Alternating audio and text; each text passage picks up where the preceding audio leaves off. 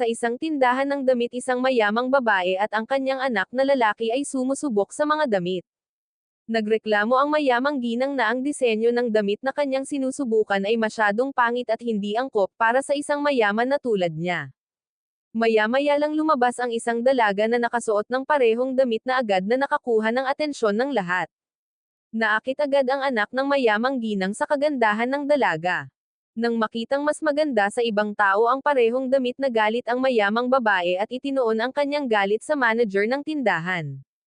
Nang mapagtanto na ang dalaga ay si Sola isang TV presenter mabilis na hinayla ng mayamang ginang ang kanyang anak sa isang tabi at paulit-ulit itong binalaan na mag-ingat kay Sola sa takot na baka malinlang ang kanyang anak. Gayunpaman hindi pinansin ng kanyang anak na si Jinwoo. Noon pa man ay determinado siyang makuha ang anumang naisin niya. Hindi niya alam na si Sola ay isang sobrang ambisyosong babae. Siya ay napakahirap na halos hindi niya kayang bumili ng pagkain ngunit gumastos siya ng 2 milyong won sa isang membership sa gym. Dahil ang gym ay dinarayo ng mga tagapagmana ng mayayamang pamilya. Ang tunay na pangarap ni Sola ay ang maging manugang ng isang pamilyang conglomerate. Ipinaalam ng receptionist kay Sola na nag-expire na ang kanyang membership sa gym at tumaas ang bayad sa 3.3 million won. Natigilan si Sola nang marinig ang balita ngunit para mapanatili ang kanyang katahimikan at ipagpatuloy ang kanyang planong akitin ang mayayamang lalaki nagpanggap siyang kalmado at sinabing magbabayad siya kaagad. Gayunpaman pagkatapos magbayad ng bayad si Sola ay naiwan na walang pera. Hindi man lang niya kayang bayaran ang pamasahe sa bus pauwi ngunit handa siyang maglakad kung ang ibig sabihin nito ay maging manugang ng isang mayamang pamilya. Pinilit niyang ngumiti upang aliwin ang sarili determinadong baguhin ang kanyang buhay sa lalong madaling panahon. Hindi nag-atubili si Sola na nakawin ang spotlight mula sa kanyang mga kasamahan at napakaseryoso sa pagtanggi sa mga pagtatapat mula sa mga lalaking hindi nagmamay-ari ng daan-daang bilyong asset. Sa kabutihang palad ang kanyang mga pagsisikap ay hindi nawalan ng kabuluhan. Nang makita ng mayamang tagapagmana na si Jinwoo si Sola sa telebisyon naalala niyang nakilala niya ito sa gym at lalo siyang naintriga sa kanya. Mariing tinutulan ito ng ina ni Jinwoo na sinasabing napakalaki ng bibig ni Sola. Noong araw na iyon muling nagpunta si Sola sa isang lugar ng pagtitipon ng mga mayayaman. Nang makitang nilalayaw at tinatanggap ni Sola ang mga batang babae roon nais niyang mamuhay ng ganoon. Hindi niya alam na ang kanyang buhay ay malapit nang sumailalim sa malalaking pagbabago. Nang malaman ni Jinwoo na hindi kayang bayaran ni Sola ang napakataas na presyo ng damit sinabi niya sa tindero na mula ngayon anumang damit na magustuhan ni Sola ay maaaring kunin ng libre at sasagutin niya ang lahat ng gastos. Habang pinapanood si Sola na umalis nagdesisyon si Jinwoo. Isang araw iniwan niya ang kanyang mamahaling sasakyan para maglakad kasama si Sola. Si Sola na pagkakamalang isang mahirap na lalaki ay tahasan siyang tinanggihan na lalong ikinaintriga ni Jinwoo. Na-curious siya na may dalang damit si Sola na nagkakahalaga ng 5 million won ngunit kailangan niyang sumakay ng bus na nagkakahalaga lamang ng ilang barya. Pinagmasdan ng mabuti ni Jinwoo si Sola. Maputi ang balat magandang hitsura mahahabang binti at higit sa lahat malakas ang personalidad. Siya ay eksakto ang kanyang uri. Sumakay pa siya ng bus bagay na hindi pa niya nagawa noon para lang mapanood si Sola. Gayunpaman hindi siya napansin ni Sola. Ang kanyang isip ay abala sa mga salita ng isang matchmaker na gustong ipakilala sa kanya ang isang nag-iisang anak na lalaki na medyo magaspang sa mga gilid. Sa kabila ng kanyang mga kapintasan nagmana raw siya ng kayamanan na nagkakahalaga ng 20 billion won. Noong una nag-alinlangan si Sola ngunit nang maisip niya ang mahirap na pinagmulan ng pamilya mas naging determinado siyang magpakasal sa isang mayamang pamilya. Pagkatapos ay nag-message siya sa matchmaker na sumang-ayon sa pulong. Upang gayumahin ang mayamang binata sa isang pulong lamang pumunta si Sola sa kanyang karaniwang tindahan ng damit para bumili ng damit. Gayunpaman kinutya siya ng ina ni Jinwoo si Madam Hwayang na nanunuya na nagtanong kung ang mga damit doon ay angkop para sa mga alagang hayop at kung bakit sila nag-sponsor ng mga mababang loob hindi kwalipikadong mga tao. Sa gulat ng lahat gumanti si Sola sinabing ang nangiinsulto sa kanya ay hindi mas mabuti kaysa sa basura na hindi alam na sinisiraan niya ang kanyang magiging biyenan. Maya-maya dumating si Sola sa blind date venue at balis ang umupo. Naalala niya ang babala ng matchmaker na medyo magaspang ang lalaki. Hindi siya mapalagay sa isiping iyon ngunit pinilit niyang ngumiti habang tinatanggap ang isang bouquet ng bulaklak mula sa lalaki. Nang tanungin niya kung naglalaro ba siya ng golf, naisip agad ni Sola na hinahampas niya siya ng golf club. Sa pag-iisip na pagtanto niya na siya ay lubos na sanay sa mga kaakit-akit na babae. Sa sandaling iyon biglang humagalpak ng tawa si Jinwoo. Sinabihan niya si Sola na basahin ang card na nakakabit sa bouquet. Nang makita ni Sola ang pangalan na nakasulat dito, laking gulat niya nang matuklasan niya na ang lalaking nakaupo sa tapat niya ay isang ang lehitimong tagapagmana ng isang mayamang pamilya. Pagkatapos ay ibinunyag ni Jinwoo na pumunta siya roon dahil gusto niyang makipag-date kay Sola. Natigilan si Sola, hindi makapaniwala na malapit na talaga siyang magpakasal sa isang mayamang pamilya. Sa kanyang pag-uwi muli siyang nakatanggap ng tawag mula kay Jinwoo. Sinabi niya sa kanya na mula ngayon hindi na niya kailangang magsumikap pa. Kailangan lang niyang mahalin at umasa sa kanya. Nangako pa si Jinwoo na pakakasalan niya si Sola sa pagtatapos ng hearing nito. Tuwang-tuwa si Sola. Gayunpaman, sa sandaling makita niya ang kanyang nakababatang kapatid na babae si Chuana, sa wakas ay nagkaroon ng oras si Sola para makapag-isip. Si Chuana ang pumatay sa pinsan ni Jinwoo. Napaisip si Sola sa sarili kung kailangan na ba niyang talikuran ang pangarap niyang makapag-asawa sa isang mayamang pamilya. Sa kabilang banda, natuklasan na ni Hwayong ang background ni Sola.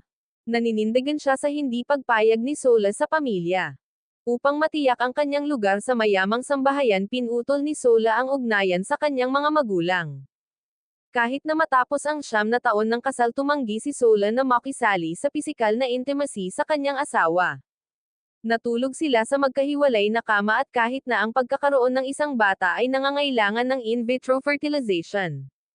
Sa kabila ng mga galos ng karayom sa kanyang tiyan, walang pakialam si Sola. Ngunit si Jinwoo ay nanatiling malumanay gaya noong una. Yayakapin siya nito at sasabihing mahal niya ito daan-daang beses sa isang araw. Gayunpaman, sa bawat oras si Sola ay sumasagot lamang, alam ko, hindi kailanman sinasabi na mahal niya siya pabalik. Gayunpaman, hinaanggad ni Jinwoo na maging mutual ang pag-ibig. Umaasa siya na bago siya mamatay sabihin sa kanya ni Sola na mahal niya ito minsan lang. Samantala, ibang-iba ang ugali ng kanyang ina na si Hwayong. Sa panunood ni Sola na ginagastos ang pera ng kanyang anak sa pamimili araw-araw, lalo siyang nagalit. Ipinagmamalaki pa niya ang kanyang pamumuhay sa Instagram na hindi kinaya ni Hwayong. Binalaan ni Hwayong si Sola na habang ang kanyang anak ay maaaring mabulag ng pag-ibig, ang pera ng pamilya ay hindi limitado. Sinabihan niya si Sola na kumilos at maging handa na umalis anumang oras. Si Sola, na matagal nang nakasanayan sa pananakot ng kanyang biyenan, ay inisip na hanggat maaari niyang mahanap ang kahinaan ni Jinwoo, hindi niya kailangang mag-alala tungkol sa kanyang posisyon sa pamilya. Gayunpaman, kinabukasan naglabas si Hwayong ng bagong ultimatum.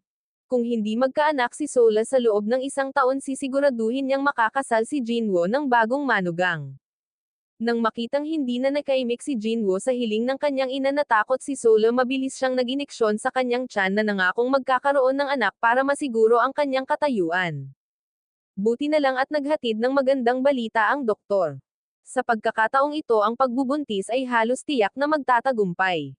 Tuwang-tuwa umalis si Sola sa klinika para lamang makatanggap ng tawag mula sa emergency room.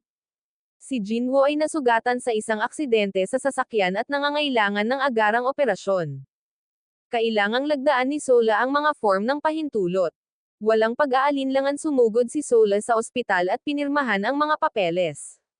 Nang makitang walang malay si Jinwoo, puno ng dugo ang mukha, na pagtanto niya kung gaano niya ito kamahal. Nababalot sa kanyang isipan ang mga alaala ng mga matatamis na salita na sinasabi ni Jinwoo sa kanya araw-araw, mga salitang hindi niya kailanman nasusuklian ng isang I love you. Malalim na sinisi ni Sola ang sarili. Ngunit sa sandaling iyon, isa pang nasugatan ang itinulak sa silid. Hindi nagtagal, nagdala ang driver ng 2 magkaparehong malita. Napagtantong may mali, ginamit ni Sola ang kaarawan ng kanyang asawa para i-unlock ang isa sa mga malita. Sa loob, nakakita siya ng damit pambabae na nagpapatunay sa kanyang hinala. Sumambulat ang galit niya at nagkamaling nailabas ang frustration niya sa kapatid ng sekretarya sa paniniwalang siya si Jinwoo. Gayunpaman, nang malaman niyang papunta sa ospital ang kanyang biyenang babae si Hwayong, mabilis na itinago ni Sola ang malita. Pagkatapos ay hiniling niya sa kapatid ng sekretarya na ilihim ang relasyon ni Jinwoo. Kung tutuusin sabik na si Hwayong napalitan siya dahil hindi pa siya nagkakaanak sa loob ng 9 na taon. Dahil sa pag-aalala para sa kaligtasan ng kanyang anak same time na nanalangin si Hwayong at hiniling pa niya si Sola na sumama sa kanya. Sa hindi inaasahang pagkakataon ipinagdasal ni Sola na mamatay na sina Jinwoo at ang kanyang may bahay at hindi na muling magising. Sa sandaling iyon dinala ng driver ang mga telepono ni Jinwoo at ng kanyang sekretarya sa silid. Sa takot na maaaring malantad ang relasyon inabot ni Sola ang mga telepono. Ngunit pinigilan siya ng kanyang biyenan. Pinilit ni Sola na itago ang kanyang panloob na takot at tumanggi na ibunyag ang password ng telepono kay Hwayong. Pagkaalis ng kanyang biyenan pilit na sinubukang i-unlock ni Sola ang telepono ni Secretary Heran ngunit ang hindi paghula ng tamang password ay nagdulot sa kanya sa bingit ng kabaliwan. Nag-aalala siyang naghintay hanggang sa makapasok siya sa ICU para makita si Jinwoo. Hindi pinansin ni Sola si Jinwoo na koma pa rin. Sa halip dumiretso siya sa bedside ni Heran para gamitin ang fingerprint niya para i-unlock ang phone ng secretary. Sunod-sunod na larawan ang pumuno sa kanya ng galit. Kahit na hindi niya mahal si Jinwoo sa 9 na taon nilang pagsasama hindi matitiis ni Sola ang sino mang kunin siya mula sa kanya. Sa sobrang galit isa-isa niyang binura ang bawat larawan. Dumating ang doktor na may dalang malungkot na balita na nagsasabi na si Jinwoo ay maaaring hindi na muling magkamalay at ang tanging opsyon na natitira ay ang nagbibigay buhay na therapy. Natamba si Hwayong sa pagkabigla ngunit nanatiling hindi nakakibo si Sola. Gayunpaman nang hilingin sa kanya ng isang nurse na bumili ng diaper para kay Jinwoo nagulat si Sola. Mapait niyang inisip na mas gugustuhin niyang maging balo kaysa alagaan ang asawang nagtaksil sa kanya. Ang hindi alam ni Sola ay sumalungat si Jinwoo sa kagustuhan ng kanyang ina na pakasalan siya. Kahit na sinadya niyang gumawa ng mga iskandalo para masigurado ang kasal sa kanyang mayayamang pamilya hindi pinansin ni Jinwoo ang lahat ang gusto lang ay makasama siya. Isang araw habang nagdadala ng pagkain sa ospital bumili rin si Sola ng pagkain para sa kanyang sarili. Ang tila walang kwentang gawaing ito ay nagdulot ng galit ni Hwayong. Natigilan ang matandang babae nagtatanong kung naglakas loob din si Sola na kumain ng pagkain. Bago pa makasagot si Sola ay tumalsik na ang mainit na lugaw sa kanya. Nakatayo si Sola na nanlamig tahimik na tinitiis ang nakakapasong sakit. Nang makita ang kanyang kawalan ng reaksyon lalo pang tumikim si Hwayong sarkastikong hinimok si Sola na kunan ng litrato ang VIP room ng ospital at i-post ang mga ito online. Hindi ba't ang karaniwan mong ginagawa ipakita ang lahat ng mayroon ka? Panunuyan ni Hwayong. Pagkatapos noon inutusan siya ni Hwayong na bumalik sa kwarto ng ospital at alagaan si Jinwoo. Napatingin si Sola sa walang malay na si Jinwoo sa kalumingon kay Heron na nakahiga sa kabilang side na lalong nagalit. Kahit na hindi niya minahal si Jinwoo sa 9 na taon nilang pagsasama ang ideya na may mahal itong iba ay hindi niya kayang tiisin. Gayunpaman patuloy na pinahirapan ni Hwayong ang buhay ni Sola. Tinuya niya si Sola na nagmumungkahi na nag-aalala siya tungkol sa isang bagay na nakakapinsala sa telepono ni Jinwoo. Hindi pinansin ni Sola ang kanyang biyenan tumalikod si Sola para umalis. Ngunit pinigilan siya ni Hwayong at kinumpiska ang lahat ng kanyang mga credit card. Napagtanto na ang kanyang posisyon sa pamilya ay delikado na ngayon at malamang na itapon siya ni Hwayong sa sobrang galit hinubad ni Sola ang kanyang brilyante na hikaw at itinapon ang mga ito sa isang tabi. Ngunit mabilis siyang nag-isip muli. Dahil hindi siya kayang suportahan ni Jinwoo kailangan niyang makakuha ng isang bagay na mahalaga. Nagmamadaling pumasok si Sola sa wardrobe at kumuha ng maraming mamahaling gamit itinago ito sa ilalim ng kama. Bigla niyang naalala ang mga diamanteng hikaw na itinapon niya alam niyang sulit ang mga iyon. Galit na galit nagmamadali siyang kunin ang mga ito. Sa puntong ito wala nang pakialam si Sola sa kalagayan ni Jinwoo. Ang tanging pinagtutuunan niya ng pansin ay ang pag-iipon ng mas maraming kayamanan hanggat maaari. Upang pigilan si Hwayong na kumpirmahin ang relasyon ni Jinwoo at Heran pumasok si Sola sa kwarto ni Hwayong at hindi pinaganya ang telepono ni Jinwoo. Nang matapos siya ay sumulpot si Hwayong sa likod niya at hinawakan siya sa buhok. Hinarap ni Hwayong si Sola hinihingi kung bakit hindi niya inaalagaan si Jinwoo. Nagsinungaling si Sola na sinasabing ang mga hinala ng kanyang biyenan ay nagpapabagabag sa kanyang pakiramdam. Ang mabilis na pagtugon na ito ay nagbigay daan sa kanya upang makatakas sa agarang problema. Gayunpaman patuloy siyang pinagalitan ni Huayang iginiit na bumalik siya sa ospital upang alagaan ang kanyang anak. Alam ni Sola na kung wala si Jinwoo wala siyang katayuan sa pamilya. Naiwan na walang pagpipilian masunurin siyang sumang-ayon at umalis. Ngunit pagdating sa ospital laking gulat niya nang makita ang nakahiwalay na nakababatang kapatid na babae si Chang'a. Sa hindi inaasahang pagtatagpo na ito nalaman ni Sola na ang taong nasugatan sa tabi ni Jinwoo ay kaibigan ni Chang'a. Ang paghahayag ay nagbalik ng masasakit na alaala. 9 na taon na ang nakararaan dahil si Chang'a ay nabuli hanggang sa naisip ang umalis sa mundong ito ay hindi direktang humantong sa pagkamatay ng pinsan ni Jinwoo. Upang maprotektahan ang kanyang pangarap na makapag-asawa sa isang mayamang pamilya pinutol ni Sola ang kanyang relasyon sa kanyang pamilya at gumawa ng kwento tungkol sa pagiging ulila. Sa takot na matuklasan ng tiyahin ni Jinwoo ang katotohanan natarante si Sola at nagmamadaling pinaalis si Chang'a. Ang paghihiwalay ng magkapatid ay isang kalkuladong hakbang ni Sola para masigurado ang kanyang posisyon sa pamilya ni Jinwoo.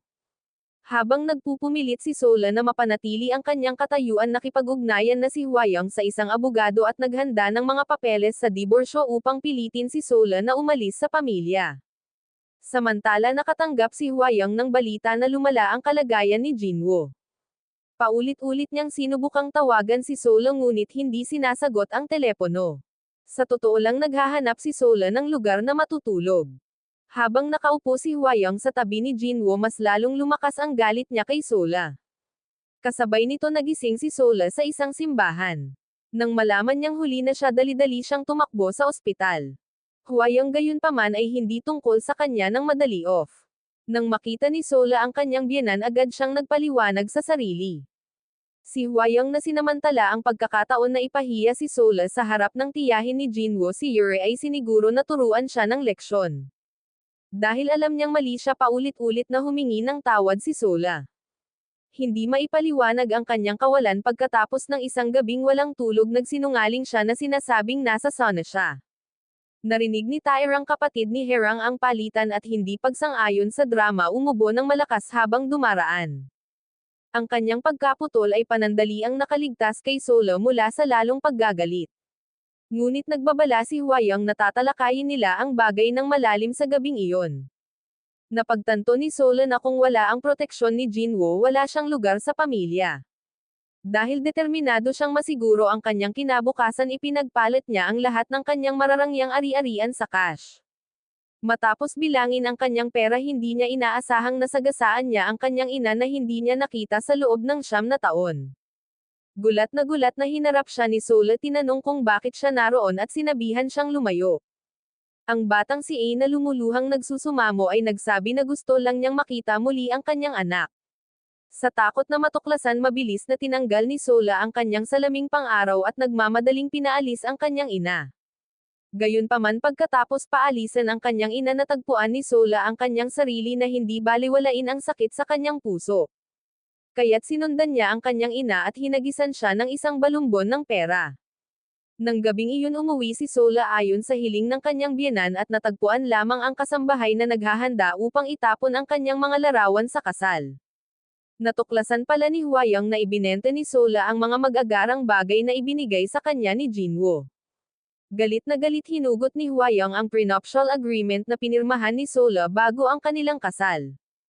Nakahinga siya ng maluwag na naging maingat siya para paghandaan ang ganoong sitwasyon. Habang hindi niya nailigtas si Jinwoo at least kaya niyang protektahan ang yaman ng kanyang anak. Sinabihan ni Huayang si Sola na ituloy ang diborsyo. Agad na lumuhad si Sola humihingi ng tawad.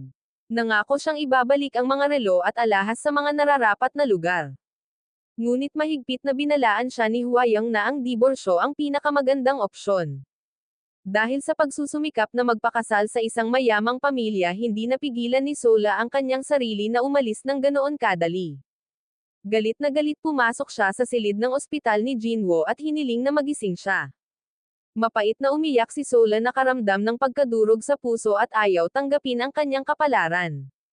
Samantala nakita ni Huayang ang pinakamabilis na paraan para mawala siya. Matapos kumpirmahin na ang taong nakuhanan ng larawan kasama si Jinwo ay ang kanyang sekretarya si Herong, ipinalagay ni Huayang na nakamove on na ang kanyang anak at nagpa siyang tulungan siyang makitungo kay Sola. Gayunpaman hindi nagbago ang ekspresyon ni Sola nang makita ang larawan. Sa halip mahinahon niyang sinabi na hindi niya hihiwalayan si Jinwo. Kahit na siya ay pinagtaksilan ng kanyang asawa, nilinaw ni Sola na hindi siya isang taong kumikilos nang walang iniisip. Matapos mag-imbestiga, natuklasan ni Sola na si Jinwo ang responsable sa aksidente sa sasakyan. At nalaman din niya na na-frame ni Huayang ang kaibigan ni Chuana para sa insidente. Ginamit ni Sola ang ebidensyang ito para pagbabantaan si Huayang. Nagbabala na kung siya ay ma-kick out, magiging headline ang balitang si Jinwo ang naging sanhi ng aksidente sa sasakyan habang kasama ang kanyang sekretarya. Sa pakiramdam ng tagumpay, naniwala si Sola na pansamantalang ligtas ang kanyang posisyon sa pamilya. Gayunpaman, nang pumunta siya sa opisina ni Jinwo para kumuha ng litrato, na saksihan ni Sola ang isang magiliw na sandali sa pagitan nina Jinwo at Herong. Sa sobrang galit, sinigawan niya si Herong. Pagkaraang huminahon, napansin niya ang walang laman na opisina at hindi siya sigurado kung ang kanyang emosyon ay pinag-aga niya ng galit o selos. Nang maglaon, tumawag si Huayang at hinimok siyang mag-upload ng mga larawan. Hawak ang kanyang wedding picture, nag-selfie si Sola dito. Ngunit bigla siyang nawalan ng pakiramdam. Tiningnan niya ang mukha ni Jinwo sa larawan at nagsimulang tumulo ang mga luha ng hindi mapigilan. Ito ang lalaking gumastos ng napakaraming pera para lang mapangiti siya. Ang lalaking nagtapat ng pagmamahal sa kanya sa anumang sandali sa nakalipas na 9 na taon. Gayunpaman, bakit niya ito pinagtaksilan ng ganito? Bakit niya siya iniwan sa sobrang sakit? Ang mas ikinagulat ni Sola ay ang balitang hindi inaasahang nagkamalay si Herong. Ang una niyang itinanong pagkagising ay kung nasaan si Jinwo. Nagkunwaring pag-aalala sa pagod ni Sola sa pananatili sa ospital, iminungkahi ni Huayang na bumalik siya sa bahay upang magpahinga. Sinabi pa niya kay Sola na hindi na kailangang magmadali sa ospital sa umaga. Ngunit nang bumalik si Sola sa silid ng ospital, nadatnan niya si Herong na nakaupo sa tabi ng kama ni Jinwo, hindi mapigil ang humagulgol. Lumalabas na habang panlabas na iminungkahi ni Huayang si Sola na umuwi at magpahinga. Ang tunay niyang intensyon ay manatili si Herong at alagaan si Jinwo. Hindi napigilan ni Sola ang galit, gustong sampelan si Herong. Gayunpaman, mapanuksong hinamon siya ni Herong, tinanong kung nang ahas siyang gawin iyon. Idinagdag niya na si Huayang ang nag-utos sa kanya na manatili at kung may problema si Sola, dapat niyang harapin ito sa kanyang biyenan. Si Sola galit na galit ay tinawag si Tairan, hinihiling na agad siyang lumapit at kunin si Herong. Pero bago pa siya makarating, bumalik si Huayang. Mahinahon ngunit malamig, sinabi niya na pinag-uusapan nila ni Herong ang mga usapin sa negosyo at si Sola ang dapat umalis. Nilunok ang kanyang galit at kahihiyan, lumabas ng silid si Sola. Habang naglalakad siya sa lobby, sa unang palapag na bangga niya si Changga. Noon nalaman ni Sola ang nakagigimbal na katotohanan. 9 na taon na ang nakararaan ang taong nang bully kay Changga at ang halos nagtulak sa kanya hanggang sa puntong umalis sa mundong ito ay walang iba kundi si Herong. Ngayon si Herong ay hindi lamang pinoprotektahan ni Huayang, ngunit nagawa rin niyang kunin ang kaibigan ni Changga bilang ang responsable sa aksidente. Dahil sa pag-aalala kay Sola, ipinakita ni Changga ang kanyang ebidensya at sinabing maghahanap siya ng pagkakasundo. Nahuli sa isang moral at emosyonal na problema, nag-alinlangan si Sola, ngunit sa huli ay nagpa siya na dalhin si Changga sa silid ng ospital ni Jinwo. Pagdating nila, nakita nilang lumipat na si Herong sa kwarto. Nagpakita si Changga ng ebidensya sa pagtatangkang humingi ng pagkakasundo, ngunit mahusay na inilipat ni Huayang ang pasanin kay Sola. Nag-post siya kung ang salaysay ng isang vice chairman na nagmamaneho ng sports car at nataman ang isang civil service applicant o isang civil service applicant na nagmamaneho dahil sa pagod na nagdulot ng matinding pinsala sa vice chairman, ay magiging mas makatwiran alingkwento ang magdulot ng mas kaunting pinsala sa korporasyon. Iniwan ang desisyon kay Sola, ibinaling ni Huayang ang kanyang atensyon sa pagpuna kay Changga. Inakusahan siya ng dahilan ng pagkamatay ng kanyang pamangkin. 9 na taon na ang nakalilipas at ngayon ay sinusubukan din niyang sirain ang buhay ng kanyang kapatid. Sa ilang matatalas na salita, nagawa ni Huayang na manipulahin si Changga para tanggalin ang ebidensya. Umupo si Sola sa tabi ng kama ni Jinwoo, binabantayan siya habang nakahiga ito na walang malay. Bumalik sa kanyang isipan ang mga sinabi ni Herong na ginawa ni Jinwoo ang lahat sa kanyang kapangyarihan para sa kanyang, ngunit sa 9 na taon nilang pagsasama hindi niya ito tunay na naramdaman o nakagawa ng anumang bagay na makabuluhan para sa kanya. Sa unang pagkakataon nagpa siya si Sola na magsakripisyo para kay Jinwoo, umaasang pag-usapan ang kanilang kasal kapag nagising na siya. Gayunpaman nanatiling may pag-aalinlangan si Hwayong sa paniniwalang ang pag-aatubili ni Sola na umalis ay udyok lamang ng kanyang pagnanais na magmana ng kayamanan ni Jinwoo. Ngunit nang lumitaw ang mga reporter sa labas ng silid ng ospital, agad na nagbago ang kilos ni Hwayong. Sa hindi inaasahang pagkakataon, parang alam na ng mga reporter ang lahat. Ang kanilang mga matatalim na tanong ay nagpagalit sa kanya, ngunit sa kabutihang palad si Sola ay namagitan sa tamang oras upang i-defuse ang sitwasyon. Pagkaalis ni Sola, hinanap ni Hwayong si Herong. Inalok niya si Herong ng pagkakataong manatili sa tabi ng kama ni Jinwoo, naghihintay hanggang sa umalis si Sola ng mag-isa. Sa puntong iyon, maaaring kunin ni Herong ang lugar ni Sola bilang manugang. Natural sabik na sumang-ayon si Herong. Sa labas ng silid ng ospital, nasaksihan ng ina ni Sola si Young ang eksena at hindi na napigilan ang kanyang galit. Pumasok siya sa kwarto at sinampal sa mukha si Herong. Inakusahan ni Young si Herong na hindi lamang nang aapi kay Chung ang mga taon na ang nakalilipas, ngunit ngayon ay nagpaplano laban kay Sola na magpakasal sa isang mayamang pamilya. Si Hwayong, nagalit sa tono ni Young ay sumagot na siya ay isang mahirap na babae na walang respeto sa sarili. Hinamon niya siya na kunin si Sola kung mayroon siyang kakayahan. Sa isang mapang-asar na kaway, pinaalis ni Hwayong si Young na parang nanalo na siya. Sa kabila ng lahat, pinilit ni Sola na bumalik sa silid ni Jinwoo, sinabing hindi pa niya ito pinakitunguhan ng maayos. At ngayon, habang wala pa siyang malay, hindi niya kayang iwan siya ng basta-basta. Nang gabing iyon, nang umuwi si Sola, direktang ipinakita ni Hwayong ang mga papeles sa pag-areglo ng diborsyo. Sinabi niya kay Sola na ang pagpirma sa kanila ngayon ay magpapahintulot pa rin sa kanya na makatanggap ng kaunting sustento. Tumanggi si Sola na tanggapin ang diborsyo, lalo na sa ilalim ng mapilit na mga pangyayari. Ang kanyang pagsuwi ay lalong nagpagalit kay Hwayong na nagbanta na gagamitin ang kanyang kapangyarihan upang ilantad ang koneksyon ni Sola kay Terang. Nagbabala siya na hindi lamang si Sola kundi pati na rin ang kanyang buong pamilya ang magdaranas ng kahihinatnan kung hindi siya sumunod. Walang choice si Sola kundi pumayag sa hiwalayan. Gayunpaman, mayroon siyang isang kondisyon. Bago pa magkamalay si Jinwoo, gusto niya itong bisitahin para magpaalam ng personal. Nang makita ang sinseridad ni Sola at ubiling sumang-ayon si Hwayong, sa wakas ay nasira ang pangarap ng isang mayamang pamilya. Lumipas ang oras at mabilis na lumipas ang 1 taon.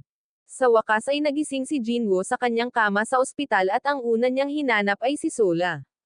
Sinugod ni Hwayong na hawakan ang kamay ng anak sa sobrang emosyon hanggang sa mapaluha. Sinubukan ni Jinwoo ang kanyang makakaya, ngunit isa lang ang nasabi niya: nasaan si Sola?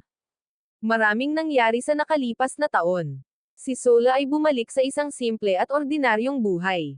Upang suportahan ang kanyang pamilya, kumuha siya ng trabaho bilang isang morning show host sa 4 AM. Hindi na siya nagsuot ng mga designer na damit o high-end na sapatos.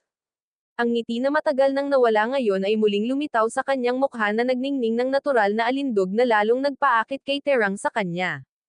Umuwi si Sola sa kanyang maliit na tahanan sa madaling araw. Kahit pagod ang katawan niya, payapa ang nararamdaman ng puso niya. Ito ay isang kaligayahan na hindi niya mahanap sa isang mansyon.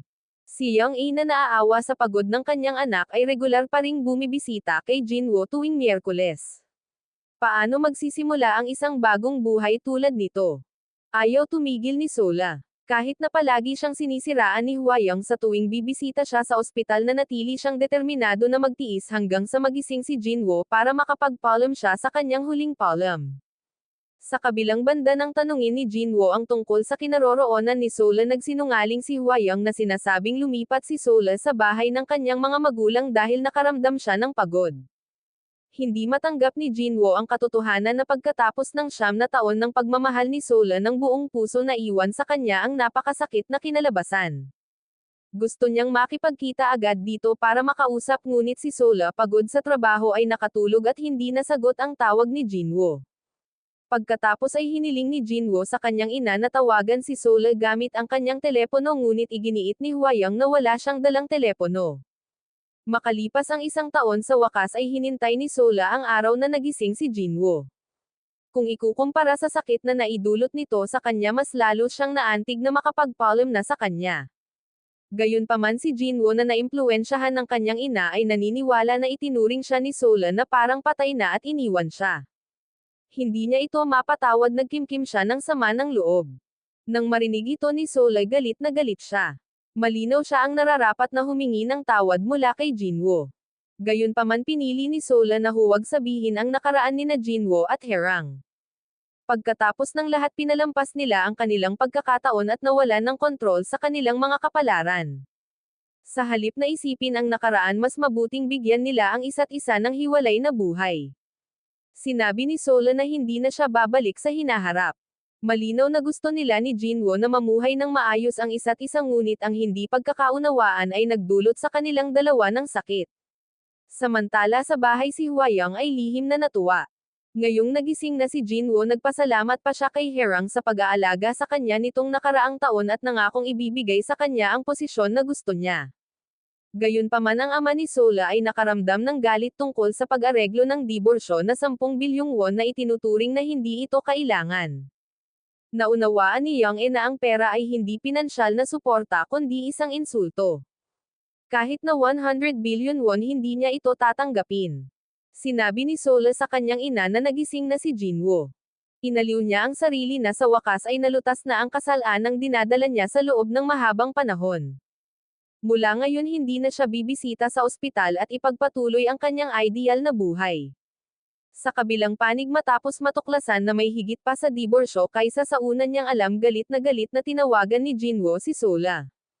379 na mga hindi nasagot na tawag sa kabuuan. Nang walang ibang pagpipilian pinatay ni Sola ang kanyang telepono. Nag-alinlangan siya kung makikipagkita ba siya kay Jinwoo ngunit nabuhayan siya ng loob ni Taerang na nagpaalala sa kanya na may utang pa rin siyang paalam kay Jinwoo.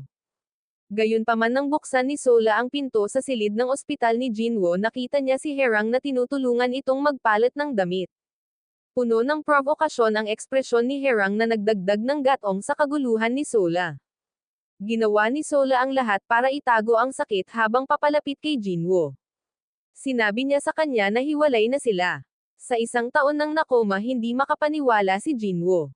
Kahit na ipinaliwanag ni Sola na pinilit siya ng kanyang ina na wala ng pag-asa si Jinwoo sa sobrang galit. Tinuya niya siya na inakusahan siya ng pag-abandona sa kanya para sa isang kasunduan lamang sa diborsyo.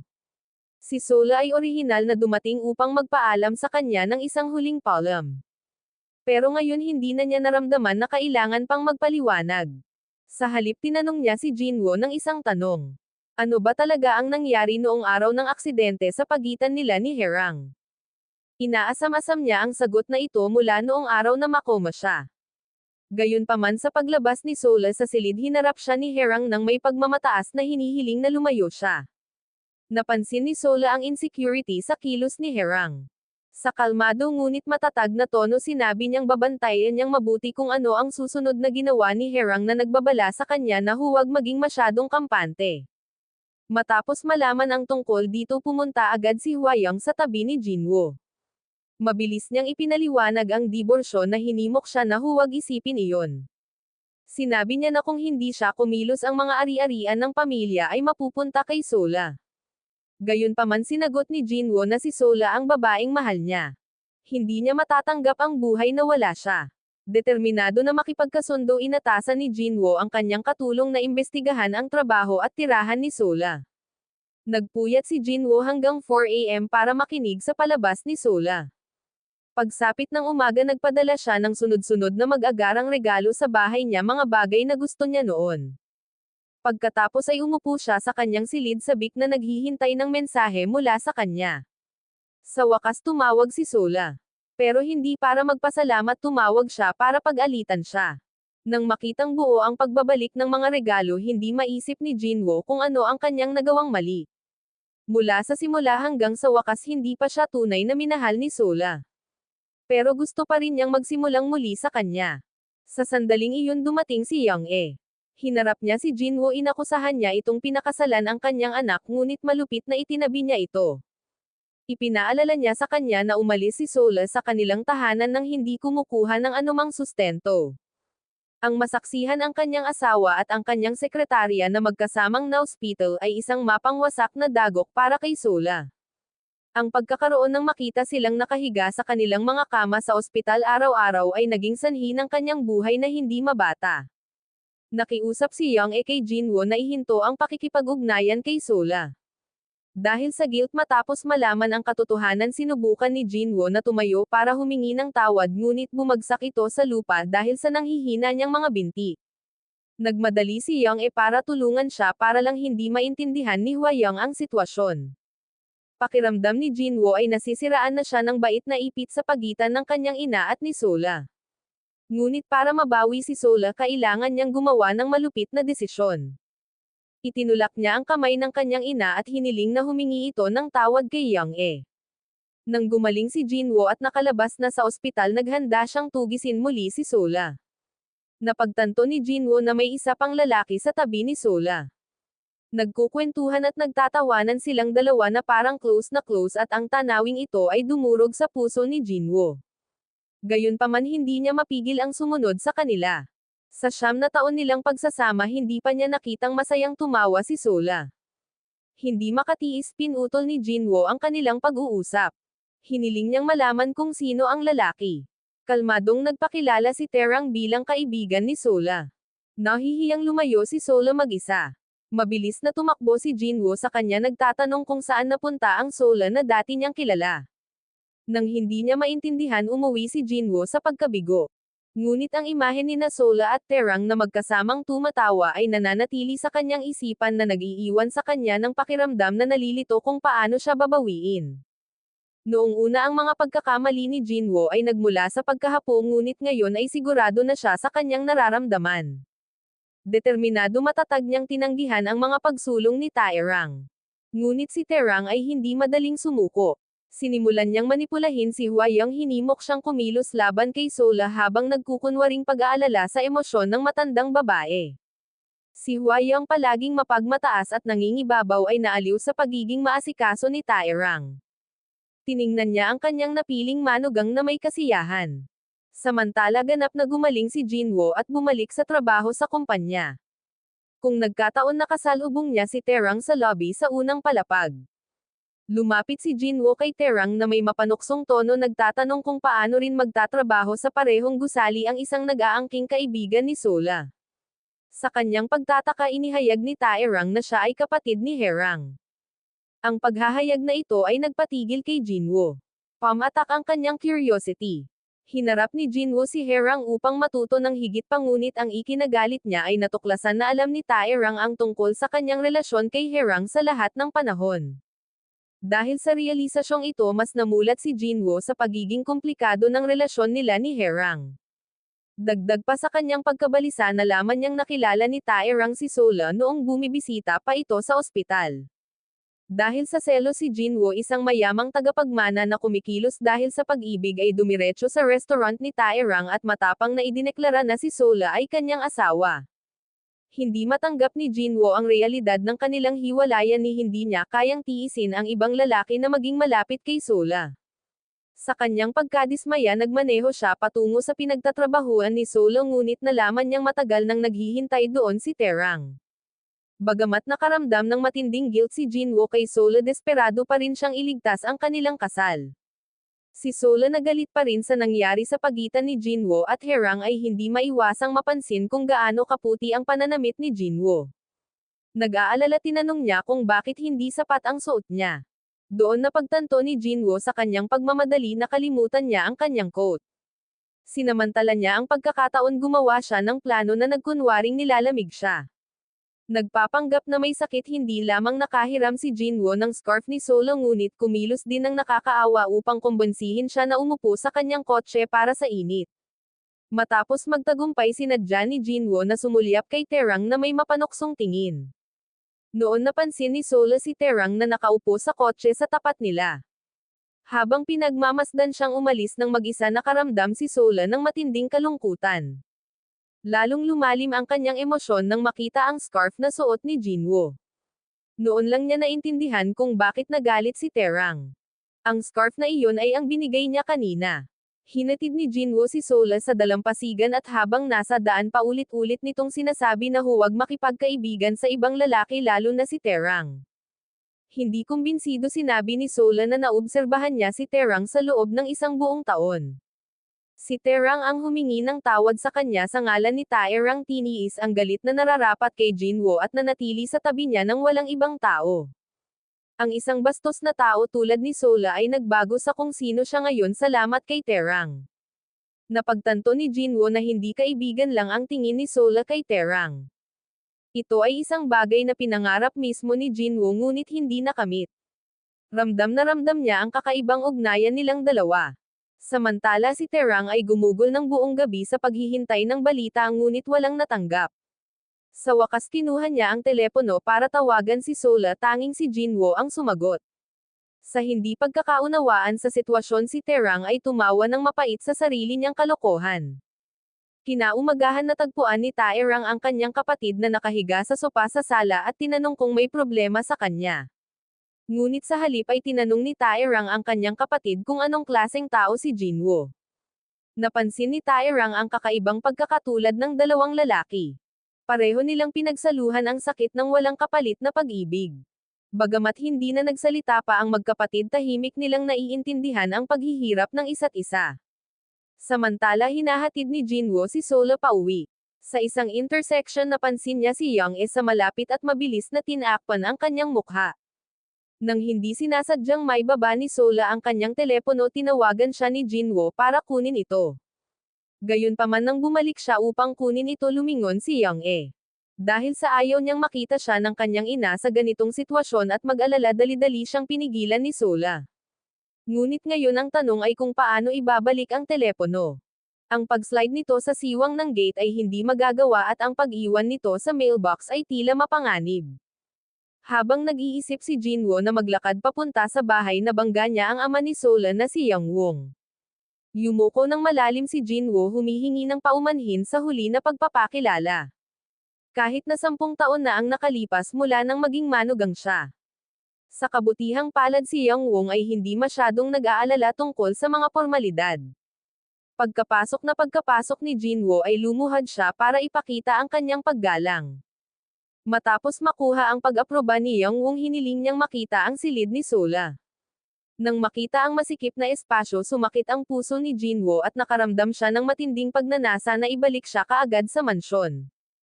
Upang makuha ang puso ni Sola, napagtanto niyang kailangan muna niyang manalo kay Jong-a. Nangako si Jinwoo na makikipag-ayos at magiging mabuting bayaw. Ginawa rin niya ang kanyang huling desisyon tungkol kay Heraim na piniling wakasan ang mga bagay minsan at para sa lahat. Nakita ito ni Heran na pagtanto na ang pag-asa sa sarili niyang pagsisikap ay hindi sapat para mapanatili siya. Frustrated, pumunta siya kay William para magreklamo. Iginiit na hinding-hindi nababawiin ni CLA si Jinwoo. Sa kanyang pag-uwi, aksidenteng nasaksihan ni Heran ang pagtatapat ng kanyang kapatid sa kanyang nararamdaman kay CLA. Gulat at nasaktan, nagtaka siya kung bakit ang dalawang pinakamahalagang lalaki sa buhay niya ay parehong may gusto sa iisang babae. Galit na galit, hinanap ni Heran si CLA para magdeklare ng digmaan. Hiniling niya na layuan ni CLA ang kanyang kapatid, ngunit sumagot si CLA, kinwestiyon ang kawalang hiyaan ni Heran sa paggawa ng ganoong kahilingan. Pagkatapos ay inakusahan ni Heran si CLA ng pagiging makasarili at walang kakayahang umunawa ng pag-ibig na sinasabing iyon ang dahilan kung bakit natapos ang relasyon nila ni Jinwoo.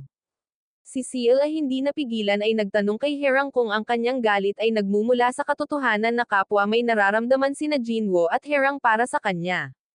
Sinabi ni CLA kay Heran na mararanasan niya sa lalong madaling panahon kung ano ang pakiramdam ng mahalin ang isang taong hindi matamo. Samantala hindi pinansin ni Jinwoo ang mga pagtutol ng kanyang ina at nanatiling determinado na ibalik si CLA.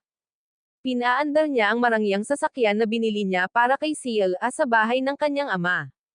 Lumuhad si Jinwoo sa pintuan at humingi ng tawad. Nang makita ito na antig si Yang Wong at niyaya si Jinwoo sa loob para kumain. Nang malaman niya na ang pakay ni Jinwoo ay bigyan si CLA ng isang luxury car, hindi napigilan ni Yang Wong na mapangiti ng malawak. Paulit-ulit na idiniin ni Jinwoo ang pagtawag kay Yang Wong bilang kanyang biyenan na labis na ikinatuwa ni Yang Wong.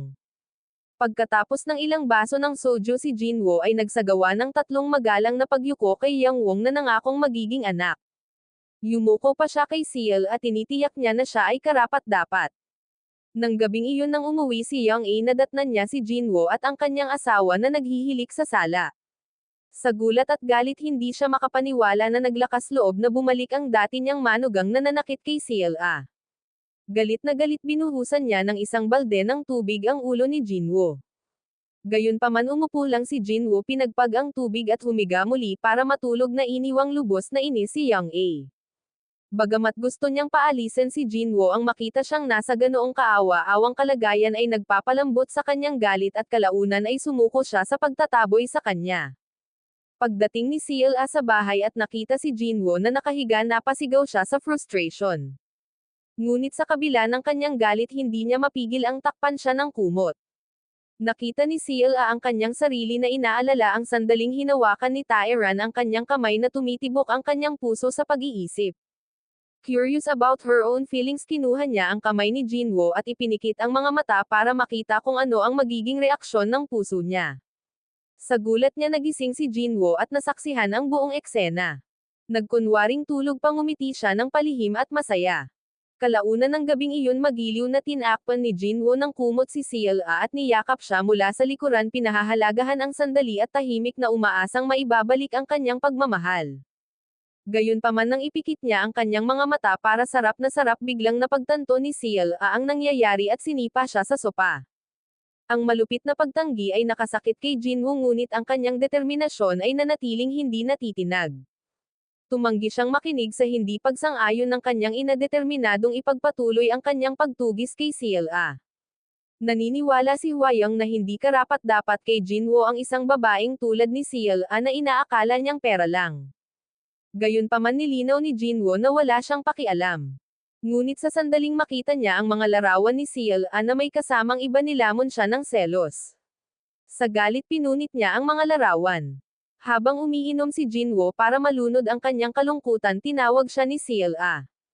Mahigpit niyang ipinahayag ang kanyang intensyon na ibalik ang sasakyan at sinabing ayaw na niyang maulit ang mga pagkakamali ng nakaraan.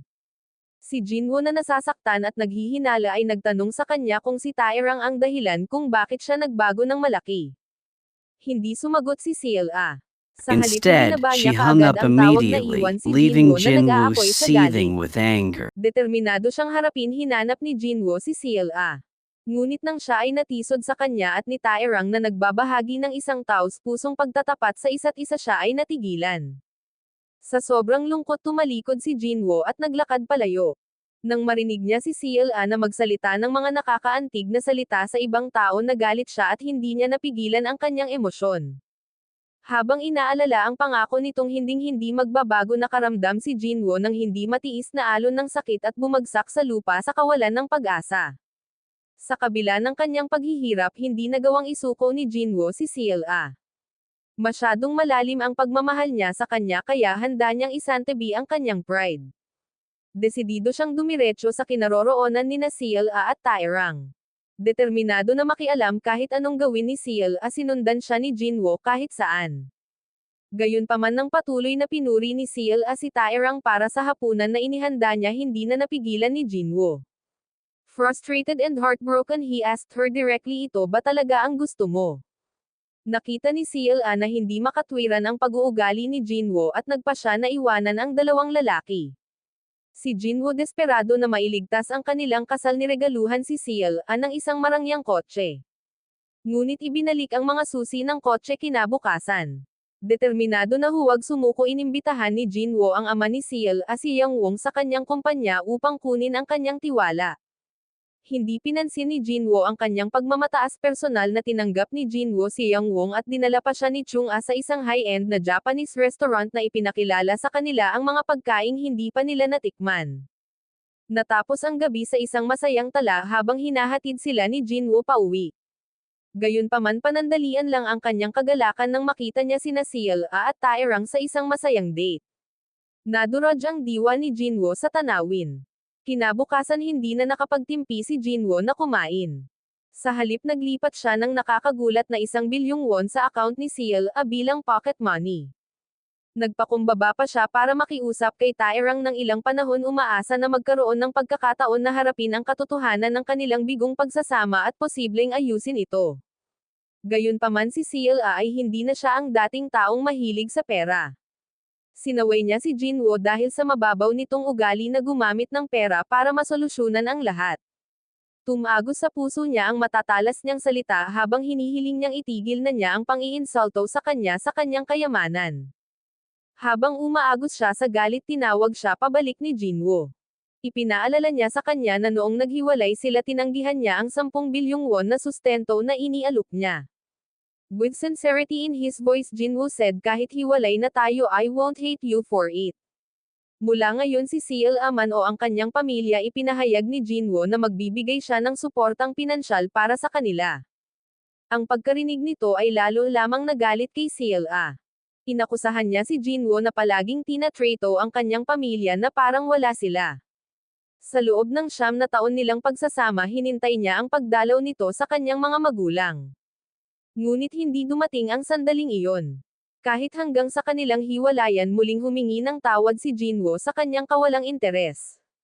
Ngunit nakita ito ni CLA bilang higit pa sa pagpapabeya. Para sa kanya ito ay tahasang paghamak sa kanya at sa kanyang pamilya. Sa sakit sa boses inamin niya kung gaano kalungkot ang naramdaman niya. Lalo na sa panahon ng kanilang kasal kapag ang mga pag-iisip ng kanyang mga magulang ay pinalaki ang kanyang pag-iisa. Sa kabila ng kanilang mainit na pagtatalo ito ang unang pagkakataon na nagkaroon ng bukas na pag-uusap sina Jinwoo at CLA sa buong 9 na taon nilang pagsasama. Ibinunyag niya na sa simula ng kanilang kasal hiniling ni Hwayang na putulin niya ang lahat ng relasyon sa kanyang pamilya bilang kondisyon na pakasalan si Jinwoo. Nang maglaon pinalayas siya ni Hwayang nang hindi binibigyan ng anumang karapatan.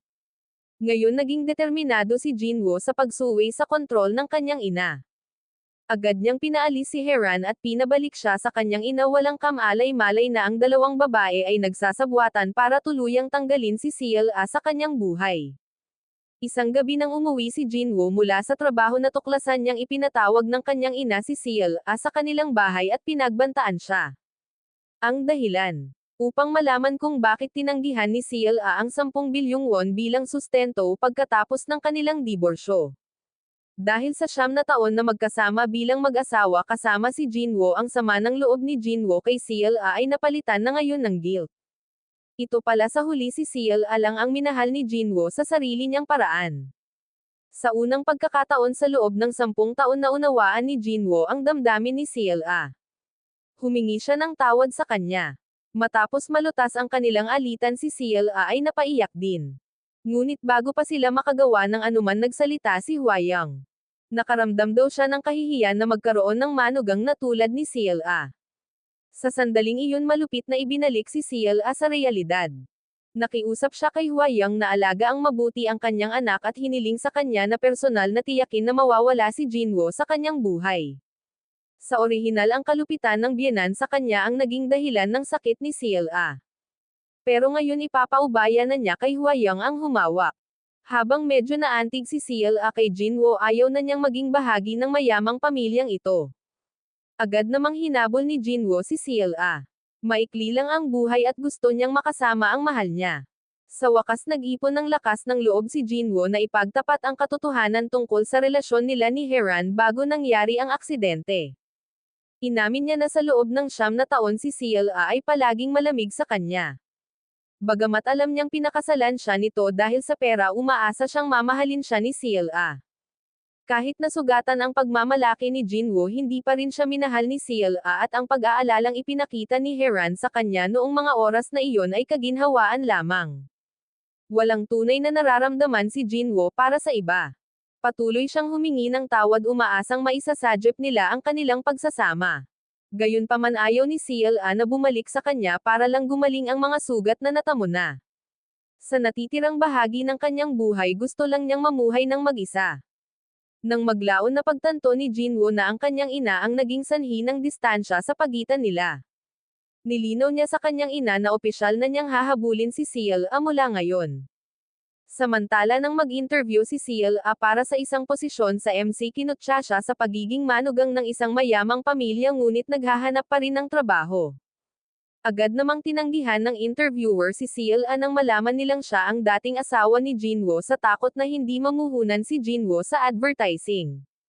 Sa tuwing pinanghihinaan ng loob si CLA, nariyan si Terang para aliwin siya sa kanyang magiliw na katangian at suporta.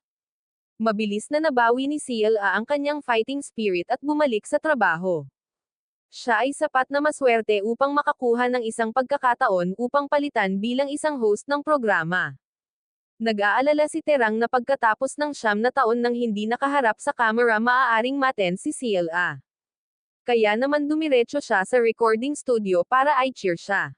Nang makita ni Jinwoo si CLA na bumalik sa pagiging program host, binilhan niya agad ito ng maraming mamahaling damit bilang regalo. Gayunpaman sinigawan siya ni CLA na pabayaan siya. Nagulat si Jinwoo nang makitang may kaibig-ibig pa rin si CLA, ngunit pagkatapos ay binalaan siya na huwag maglagay ng mga patalastas sa kanyang programa. Kung iyon ang naging sanhi ng pagkawala ng trabaho ni CLA, ilalayo niya ang sarili sa kanya ng tuluyan. Pagkatapos galit na pinanood ni Jinwoo si CLA na lumalayo at hindi niya napigil ang tumawa ng malakas.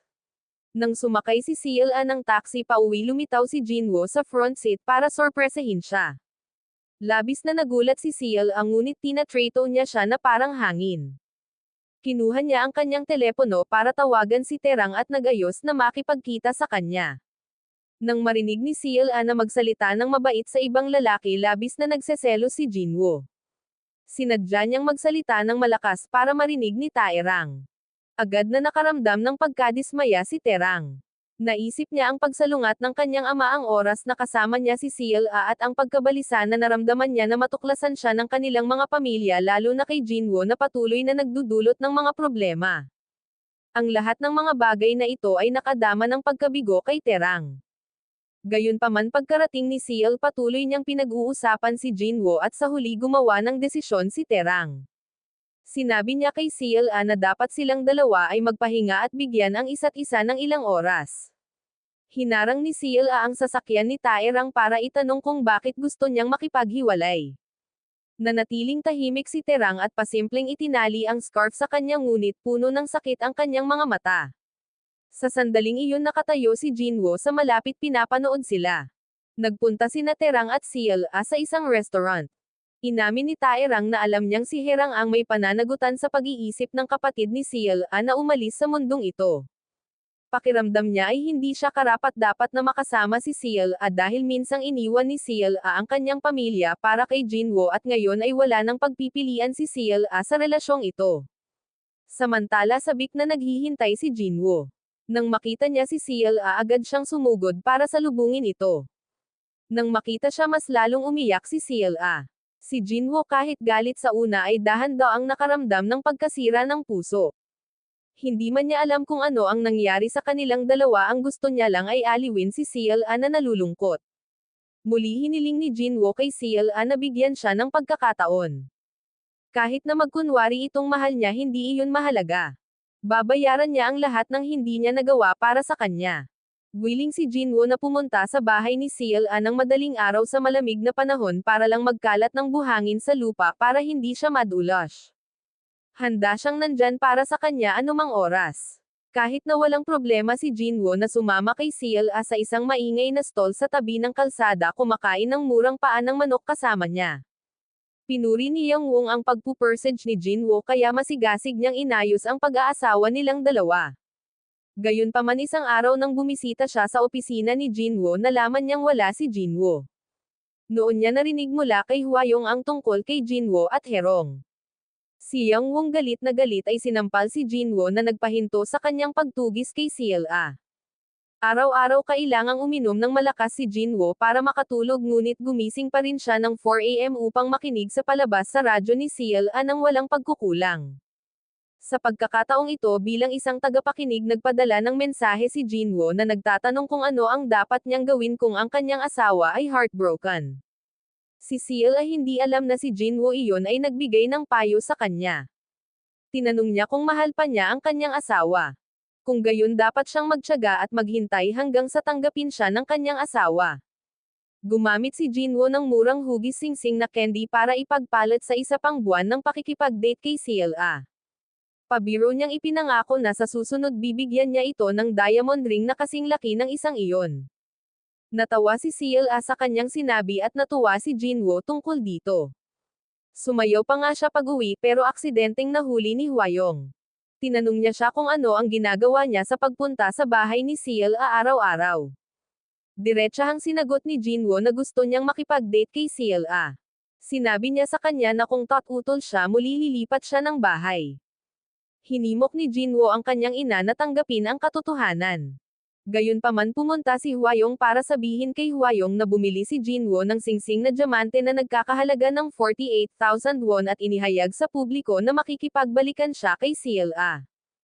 Ipinagpalagay ni Hwayong na malamang na pumayag si CLA na simulan muli ang relasyon dahil sa mga mamahaling bagay. Napagpasyahan ni Hwayong na si CLA ay nahuhumaling pa rin sa pera ng kanyang anak. Pagkatapos ay hinimok niya si Hwayong na pabilisin ang proseso at panatilihin si Jinwoo habang inaalagaan niya si CLA. Pinuntahan ni Hwayong si CLA at direktang nagtanong tungkol sa singsing. Hindi nakaimik si CLA. Hindi niya alam kung paano nalaman ni Hwayong ang tungkol sa singsing ng candy ngunit inilabas niya pa rin ito para ipakita sa kanya. Si Hwayong na mukhang nagulat ay nagtaka kung paano ang isang bagay na tulad nito ay nagkakahalaga ng 48,000 won. Ipinapalagay niya na itinago ni CLA ang tunay at nagbanta pa siyang papasok sa kanyang bahay upang hanapin ito. Nang walang ibang pagpipilian sumama si CLA kay Hwayong sa bahay ni Jinwoo para ayusin ang mga bagay-bagay. Pagkapasok nila ay napako ang mga mata ni Jinwoo kay CLA habang walang tigil sa pagsasalita si Hwayong. Pero walang pakialam si Jinwoo. Itinabi niya ang kanyang ina at lumapit kay CLA at tinanong siya kung binubuli siya ng kanyang ina o kung may nagawa siyang mali. Hanggang sa inilabas ni CLA ang singsing at tinanong si Jinwoo kung may isa pa siyang ibibigay sa kanya ay napagtanto niya kung ano ang nangyari. Pagkatapos ay tumingin siya sa kanyang ina at mahinahong sinabi sa kanya na manatiling kalmado. Pagkatapos inilabas ni Jinwoo ang singsing na gusto niyang ibigay kay CLA. Laking gulat ni Hwayong. Pinagalitan niya ang mag-asawa dahil sa pangahas na ipakita ang kanilang matatamis na kilos sa kanyang harapan na inakusahan si CLA na nagpapanggap na hindi alam ngunit lihim na gustong ipagpalit ang singsing ng candy sa isang tunay na singsing na diamante. Kahit hiwalay na sila hindi matanggap ni CLA ang pagiging bully kaya para magalit si Hwayong sinadya ni CLA si Jinwoo sa isang romantic dinner sa isang restaurant. Nagulat si Jinwoo ngunit masayang sumang-ayon na tuluyang binaliwala ang pagtutol ng kanyang ina. Mabilis siyang tumakbo sa itaas para magpalit na iwan ang dalawang babae na nag-aaway. Pumunta silang dalawa sa restaurant kung saan sila nagkaroon ng first date 10 years ago. Hindi napigilan ni Jinwoo na ipagtapat muli ang kanyang nararamdaman sinabing mas lalo siyang naantig kay CLA ngayon kaysa sa naramdaman niya 10 taon na ang nakakaraan. Dahil na rin siguro sa pagkawala niya kaya medyo na-tense pa rin siya. Pagkatapos ay iminungkahi niyang makipagkita sa kanyang ama na sinabing kahit na kailanganin siyang sampelan muli handa siyang bilhin ang istasyon ng TV para kay CLA para makapag-focus ito sa pagiging isang presenter. Si CLA na gustong umasa sa sarili niyang kakayahan ay pumayag na makipag-date sa kanya para sa buwang ito ngunit iginiit na wala sa kanilang mga magulang ang dapat manghimasok. Noong gabing iyon sinundan ni Jinwoo si CLA pabalik sa kanyang bahay upang humingi ng tawad sa kanyang mga magulang. Kahit na sinubukang itaboy ni Youngwoo si Jinwoo gamit ang isang stick umakyat pa rin si Jinwoo sa bahay sa hating gabi. Sinabi niya sa kanyang mga in-laws na siya ay bumalik muli nakaluhod ng matatag sa sahig determinado na kahit na ang ibig sabihin nito ay mamatay sa pamamagitan ng kamay ng kanyang ama hiniling lamang niya sa kanila na ibalik si CLA sa kanya. Si Youngwoo galit na galit ay inihampas ang patpat ngunit agad na humakbang si CLA sa harapan upang protektahan siya. Dahil sa eksenang ito nasiyahan si Jinwoo dahil hanggat nakatayo si CLA sa tabi niya titiisin niya ang anuman kahit na lumuhad ng ilang oras kung kinakailangan. Gayunpaman tumanggi si Hwayong at pinagalitan si CLA at tinanong kung gaano karaming pera ang kailangan para sumuko siya kay Jinwoo. Hindi na natiis ng batang si ang kay-abangan ni Huayong at napagdesisyonan na kung kalabanan sila ni Huayong siya ang susuporta sa mag-asawa. Nang marinig ito agad na yumoko si Jinwoo bilang pasasalamat. Ngunit si Herang na ayaw silang mag-date ay gumawa ng isang masamang plano. Sa kabilang banda sinabi ni Huayong kay Jinwoo na kung pipilitin niyang makasama si Seal at tatawag siya para sa isang pambihirang shareholders meeting at tatanggalin si Jinwoo sa kanyang posisyon bilang Vice President. Si Jinwoo sa pag-aakalang nagbibiro ang kanyang ina casual na dinala si Seal sa isang restaurant at pumunta pa siya sa kusina para magluto para sa kanya. Gayunpaman 3 oras na naghintay si Seal at hindi pa rin nakakatanggap ng kahit isang ulam. Si Seal na curious ay bumaba sa kusina para tanungin si Jinwoo kung bakit ang tagal. Sinabihan siya ni Jinwoo na pasensyahan muna. Nag-alinlangan si Seal kung makakain pa sila sa gabi. Masayang lumapit si Jinwoo at tinukso siya. At si Seal na walang ibang pagpipilian ay kailangang tumakas mula sa kusina. Pumasok sa isip ko ang imahe ni Taerang na nagluluto para sa kanya. Sa oras na iyon natapos na ni Jinwoo ang paghahanda ng pagkain at sadyang nagpahid ng sauce sa kanyang mukha. Si Seal nang makita ang kanyang mga pagsisikap ay pinunasan ito para sa kanya. Gayunpaman ang pagkain ay malayo sa kapuri-puri. Ang pagkaing dagat ay puno ng buhangin na halos masuka si Seal. Pero ayaw niyang itapon ang mga mamahaling sangkap. Hindi sinasadya na banggit niya na alam ni Taerang kung paano iligtas ang ulam na labis na nasaktan kay Jinwoo. Kahit na masama ang loob iminungkahi pa rin niya na dalhin si Seal sa isang nangungunang hotel. Ngunit pinagsabihan niya ito sa pag-aaksaya ng pagkain at walang ingat. Si Seal ay palaging binili lamang ang pinakamahusay pinakamahal na mga bagay kapag namimili at nakakain ng pinakamasarap na pagkain. Iniisip ang mga pagbabago kay Seal dahil kay Taerang umalis si Jinwoo sa galit. Gayunpaman kinabukasan iniabot sa kanya ni Huayong ang isang sulat ng pagwawakas. Samantala si Heran na nakatira sa bahay ni Jinwoo ay hindi lamang natulog sa kanyang kama kundi ginamit din ang vanity ni Seal. Naisip niya na sa paggawa nito unti-unti niyang mapapanalo si Jinwoo. Sa hindi inaasahang pagkakataon natuklasan ni Jinwoo na lumipat si Heran. Agad niyang inimpake ang kanyang mga gamit at umalis. Nang makita ni Huayong na mabaygo ang kanyang plano sumugod siya upang pigilan siya kahit na nagbanta na tatanggalin siya sa kanyang posisyon bilang vice-presidente. Ngunit si Jinwoo ay ganap na hindi nabigla. Di nagtagal nagpakita siya sa bahay ni Seal nakikiusap sa kanya na payagan siyang manatili ng isang araw. Bagamat ito ang unang pagkakataon sa kanyang buhay na natulog si Jinwoo sa isang sofa masaya siyang makisalo sa bubong kasama si Seal. Pinuri niya ang pagkaing niluto ng kanyang biyenan kahit na masayang kumakain ng malalaking kagat sa kabila ng pagiging allergy sa mga pako. Ngunit sa kabila ng pagsisikap ni Jinwoo na pasayahin ang kanyang mga magulang nagpasya si Seal na paalisan siya. Gayunpaman nang dalhin niya ang kanyang bagahe pauwi na datnan niya si Heran doon. Mayabang na inutusan ni Heran ang kasambahay na makita ang bisita sa labas na para bang siya ang may bahay ng bahay. Galit na galit pumasok si Seal sa kwarto at nakita si Heran na ginagamit ang kanyang mga gamit. Agad siyang pumunta sa dressing room para harapin siya. Ngunit masungit na sinabi ni Heran na gusto siya ni Huayong at gusto niyang siya ang maging manugang. Total 2 taon na sila ni Jinwoo.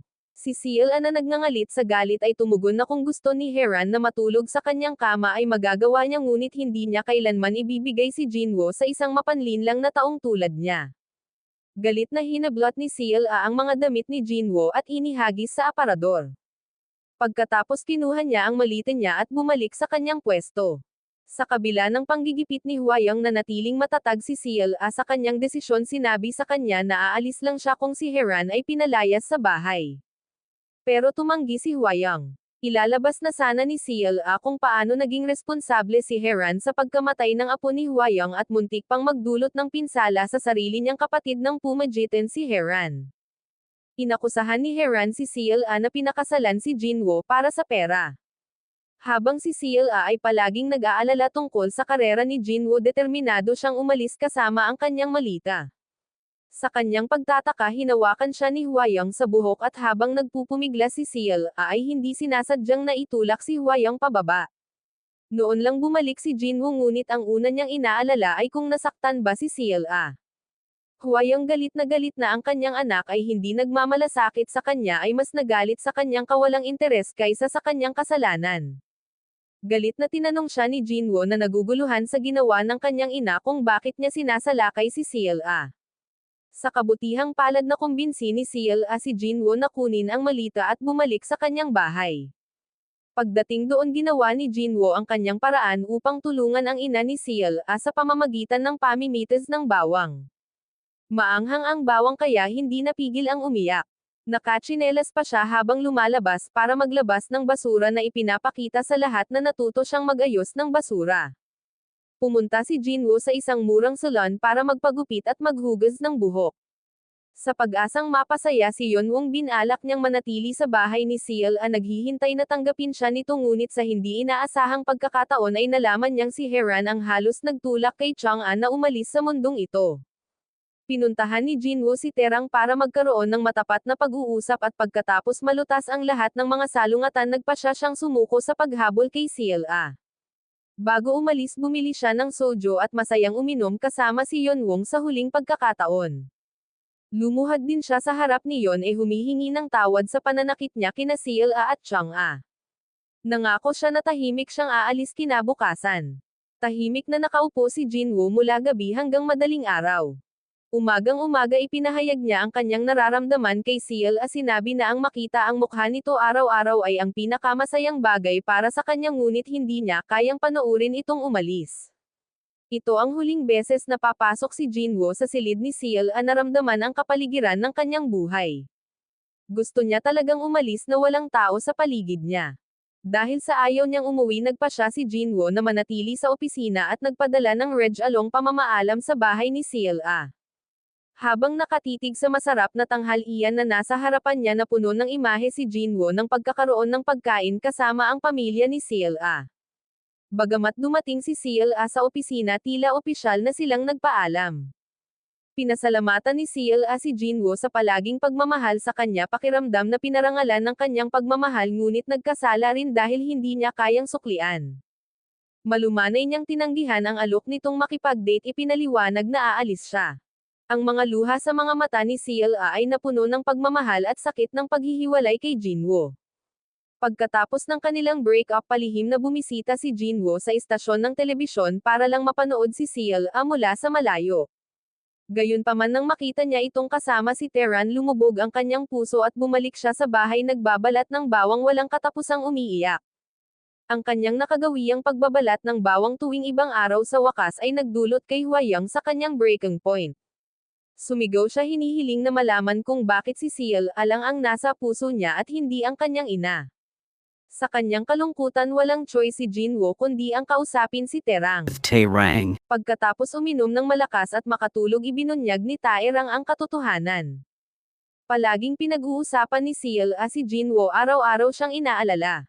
Napagtanto na ngayon ni Taerang na si Jinwoo lang ang walang alam sa nararamdaman ni Sila. Pagkatapos ay bumaling siya upang uminom ng higit pa at tinawag si Sila sinabi sa kanya na patuloy siyang binabanggit ni Jinwoo tulad ng madalas nitong pag-uusapan tungkol sa kanya. Nagising si Jinwoo at tinawagan si Sila para magpasalamat sa pag-uwi sa kanya. Nais niyang tratuhin siya ng maanghang na mainit na kaldero at bigyan ang sarili ng huling pagkakataon. Inamin ni Jinwoo na pupunta siya sa ibang bansa posibleng hindi na siya babalik dahil hindi niya matiis ang patuloy na sakit ng pag-iisip tungkol sa kanya at pagpapahirap sa kanyang sarili. Tinanong niya si Sila kung maaari niya itong hawakan sa huling pagkakataon. Sa mabigat na puso sinubukan niyang magpaalam ngunit sa kaibuturan niya umaasa siyang pipigilan siya ni Sila. Hindi makayanan ni Sila na pabayaan si Jinwoo at ang narinig niyang sinabi nito ay labis siyang natuwa. Upang makuha ang pag-aproba ng kanyang ina nagpanggap si Jinwoo na gusto niyang maging monghe at iminungkahi pa niya na samahan siya ni Hwayang sa monastikong buhay. Habang naghihintay na pag-isipan ito ng kanyang ina nagtrabaho si Jinwoo sa bagong restaurant ni Yongwon hindi pinapansin ang kanyang imahe. Unti-unti nakuha niya ang pangunawa ng kanyang biyenan ngunit ngayon ang hamon ay kumbansihin ang kanyang sariling ina. Magkasama magkahawak kamay sina Jinwoo at Sila nang pumasok sila sa bahay. Laking gulat ni Huayang kaya hiniling niyang bitawan si Ciel Ang ngunit mahinang tumugon si Ciel na sa pagkakataong ito hindi na niya ito bibitawan. Nag-effort siyang aliwin si Huayang. Kahit na malumanay niyang hinimok si Jinwo na magluto inamin ni Ciel na bumalik siya sa pagkakataong ito dahil talagang mahal niya si Jinwo. Nangako rin siyang magiging anak kay Huayang. Naantig si Huayang sa mga salita ni Ciel at sa wakas ay nagpa siya na payagan silang dalawa na magkasama. Sa huli na buhay sina Jinwo at Ciel ng masayang buhay. Dito nagtatapos ang buong kwento ng drama.